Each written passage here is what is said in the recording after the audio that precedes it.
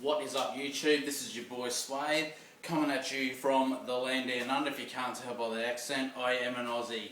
Now, I've done other videos on YouTube before to do with computer stuff and car stuff, but I've decided to make a separate channel to talk about one of the other great loves in my life, and that is basketball and, as you can see, the Boston Celtics. Okay, so basically I'm just going to talk about my views and opinions from week to week, or any other news coming up in the NBA in general that's interesting to me.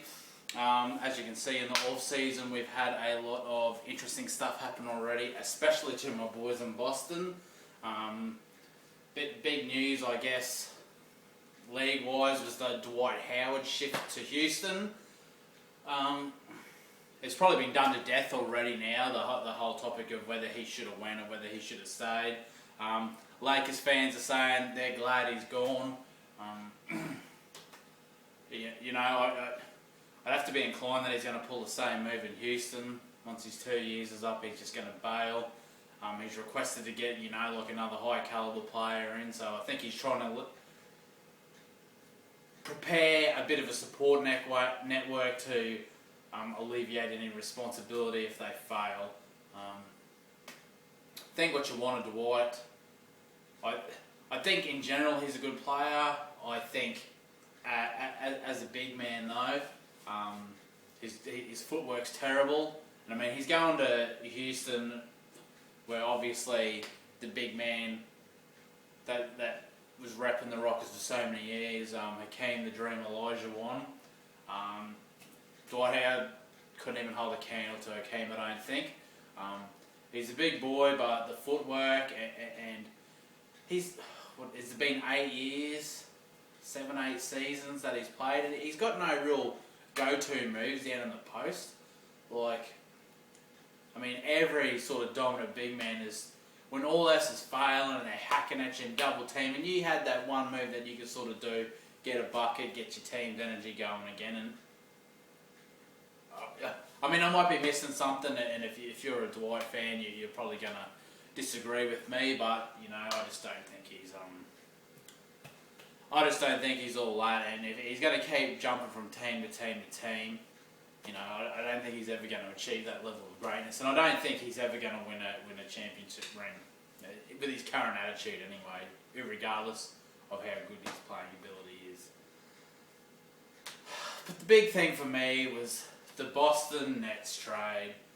Now, obviously, we got given some draft picks and some players, but we lost KG and Paul Pierce. Now, I would really have loved to see Paul Pierce, and it's not just because he is like a Celtic. I'd like to still see, in this day and age, there is that franchise player that plays their whole career for the one side. But that's not to happen. Pierce and KG are going to go across to Brooklyn, and I'm tempted to start drawing up the rules for a drinking game, and every time there is a Celtics game, that the talk, or one of the key phrases would be, it is a rebuilding year. Now what's going to happen is there's still rumours going around about Rondo getting traded away, which I totally hope doesn't happen. At the moment, I'm just hoping that ACL is good and he's ready for the opening game against the Raptors. But would they trade Rondo and then have absolutely nothing?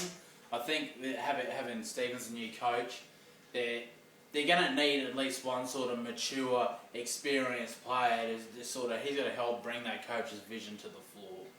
So, in all honesty, I don't know a great deal about the coach, but time will tell. We'll see how effective he is, and how he can do. I think honestly, we all know how hardcore Boston fans can be, and how critical they can be of what they perceive as failures, whether it's in the coaching staff or the players themselves.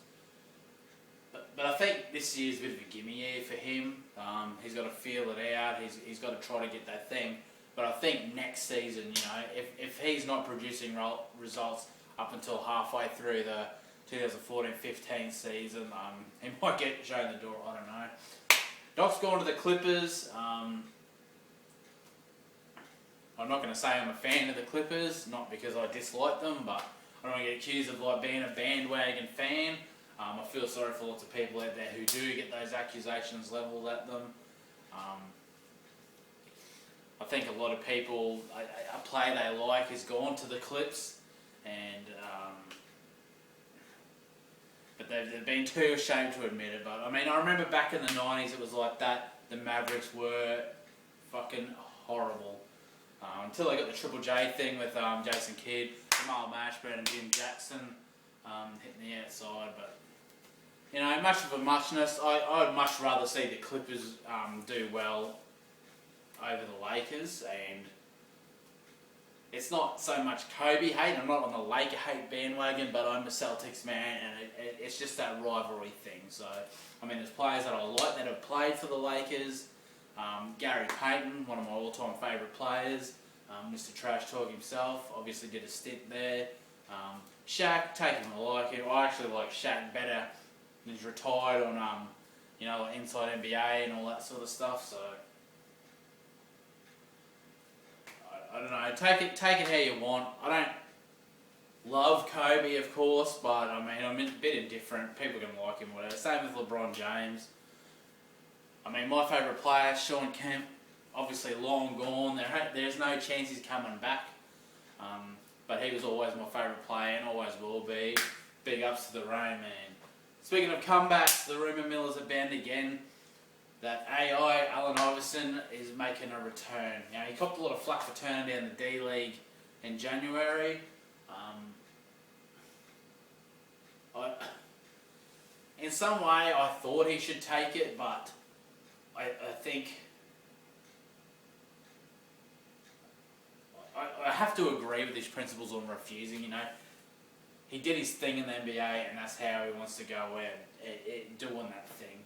I mean, I don't expect the team to be, you know, throwing like a full season contract at him, but maybe, you know, like 5 game or something like that, or a couple of months or whatever. I don't know. But love him, hate him. I'd like to see him come back. Obviously, he's like 38, 37, 38 now. He's got the health thing to worry about. Injuries can catch up with him and all that sort of stuff. He's going to have to work harder, obviously, off the court, fitness, hitting the gym and that sort of thing. So, but anyway, that'll do it from me. Remember to like, comment and subscribe to the video. I will have links to my Twitter underneath. I'm not going to create a Facebook page because that's a bit over the top just for this. Would love to hear from any Aussies that are NBA fans. Jersey collectors as well. I've never been much of a jersey collector, but I've got, obviously own a few, and I've got a few in the mail actually, some Kevin Garnett jerseys. And I was looking on YouTube and I've seen there's a bit of a jersey collecting community, jersey heads they call themselves. Saw one Aussie guy, Oslob City, some Kiwi dude, I think Breather35, I think his name was. So I'm not a jersey collector, I'm not a jersey head hardcore like them, but obviously I do love my jerseys. You know, I've got some Celtics, I've got some Chelsea FC, football/soccer side. I've got a few hockey jerseys that, not that I follow a team, I just liked it. You know, I've got like a big LA Kings and Minnesota Moose one. I just thought it was a bit funny, so I've got that as well. But I just got like a Boston hoodie and like a Celtics hoodie today. I've got a snapback on the way and the 2 jerseys. So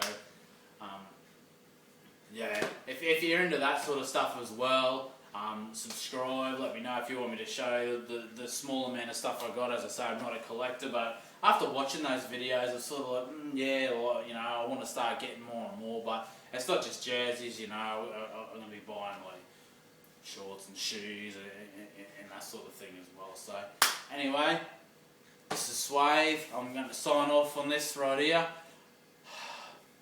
I'll catch you guys later. Swish!